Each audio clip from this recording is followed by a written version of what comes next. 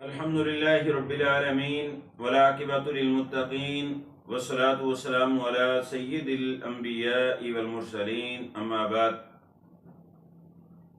پشاور اسلامیہ college کے ایک طالب علم ضیاء الرحمن نے خودکشی کر لی، اور اس نے جو تحریر لکھی ہے وہ بڑی ہی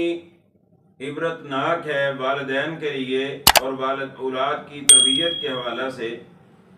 کہ اس نے لکھا ہے کہ میں عشق میں ناکامی اور محبت کی پریشانی کی وجہ سے خودکشی نہیں کر رہا، بلکہ مجھے زندگی کا جینے کے مقصد ہی نہیں سمجھ آیا کہ میرے جینے کا، میری زندگی کا مقصد کیا ہے، اور اس وجہ سے پنکھے کے ساتھ وہ لٹکا جھول گیا، خودکشی کر لی۔ اور کاش اس نے اسلام کا مطالعہ کیا ہوتا، قرآن کو ترجمے کے ساتھ پڑھا ہوتا، نبی پاک صلی اللہ علیہ وسلم کی احادیث کا مطالعہ ہوتا، تو کم از کم کبھی بھی ایسا گناہ نہ کرتا۔ اللہ رب العزت نے قرآن مقدس میں فرمایا، سورۃ النساء 5واں پارہ،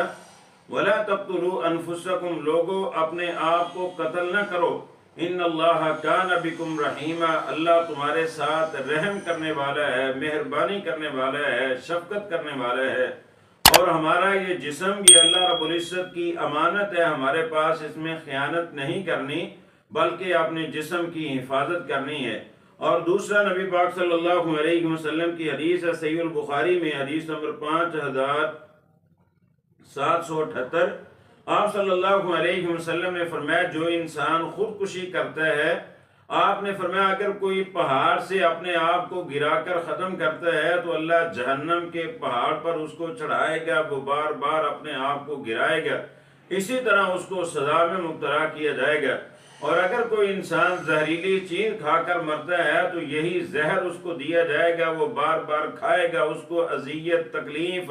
قبر حشر میں اسی طرح پہنچتی رہے گی۔ اور آپ صلی اللہ علیہ وسلم نے فرمایا اگر کسی نے لوہے کے ساتھ، تیز دار آلے کے ساتھ اپنے آپ کو قتل کیا ہے تو اسی آلہ ہی اس کو دیا جائے گا قبر میں، اور اسی طرح جہنم میں اسی کے ساتھ بھی اپنے آپ کو وہ سزا دیتا رہے گا۔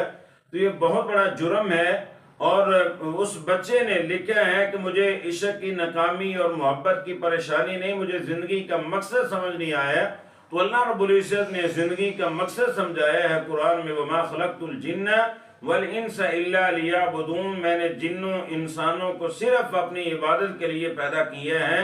اور جو انسان اللہ رب العزت کی عبادت نہ کرے، سجدے نہ کرے، رکوع نہ کرے، واقعی وہ جتنی بھی اس کے پاس تعلیم آ جائے، دنیا کی جتنی بھی ڈگریاں آ جائے، جتنی بھی وہ کاغذ کی اسناد اور اوراق اکٹھے کر لے، اس کی کوئی حیثیت نہیں ہے، اس نے واقعی زندگی کا مقصد نہیں سمجھا۔ تو زندگی کا مقصد اسی نے سمجھا ہے جو اپنے رب کے در پر جو ہے نا جھکتا ہے، سجدے کرتا ہے، رکوع کرتا ہے، قرآن کی تلاوت کرتا ہے۔ تو اپنی اولاد کی اچھی تعلیم و تربیت کریں، ٹھیک ہے دینی علوم بھی دلائیں، لیکن اس کے ساتھ ساتھ جو ہے